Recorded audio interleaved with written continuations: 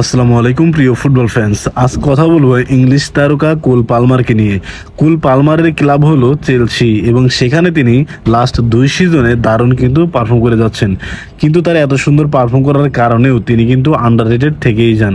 তাই আজকে কোল পালমারকে নিয়ে কিছু কথা বলবো। কোল পালমার কোন পজিশনে খেলতে অভ্যস্ত সেদিকে যদি একটু তাকাই তাহলে দেখা যায় কোল পালমার রাইট উইং এবং অ্যাটাকিং মিডফিল্ড জোনে কিন্তু খেলতে পারেন। তার স্ট্রেংথ হলো প্লে মেকিং, লং শট এবং প্লান্টি টেকিং।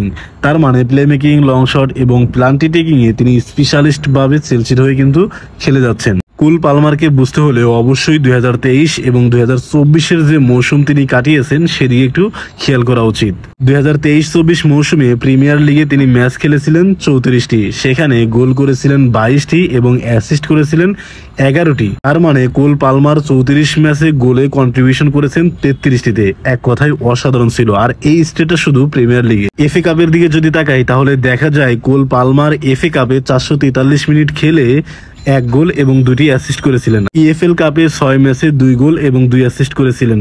উয়েফা সুপার কাপে 1 ম্যাচে 1 গোল করেছেন এবং কমিউনিটি শিল্ডে 1 ম্যাচে 1 গোল করেছিলেন। 2023-24 মৌসুমে টোটাল 48 ম্যাচে তিনি গোল করেছিলেন 27টি এবং অ্যাসিস্ট করেছিলেন 15টি।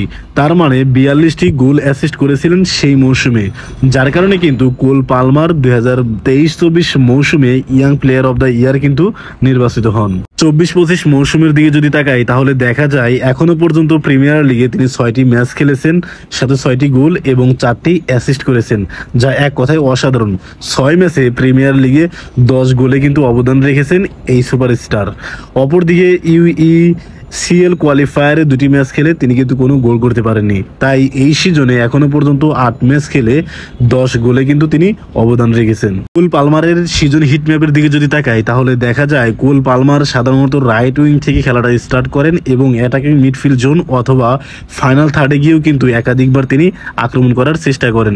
সেটা কিন্তু আমরা কোল পালমারের যে সিজন হিট ম্যাপ আছে সেটা দেখলেই বুঝতে পারি।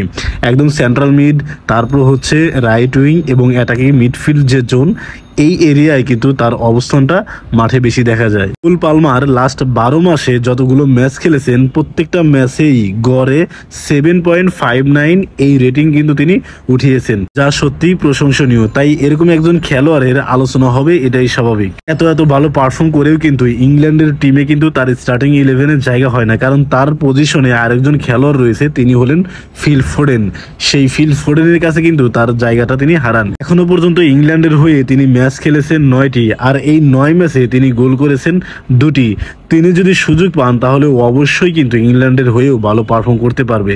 কোল পালমারকে নিয়ে আপনার চিন্তা ভাবনা কি, বা কোল পালমার তার দলের হয়ে স্টার্টিং 11-এর জায়গা পাওয়ার মতো পারফর্ম করে যাচ্ছেন কিনা সেটা অবশ্যই কমেন্ট বক্সে জানাবেন। ধন্যবাদ।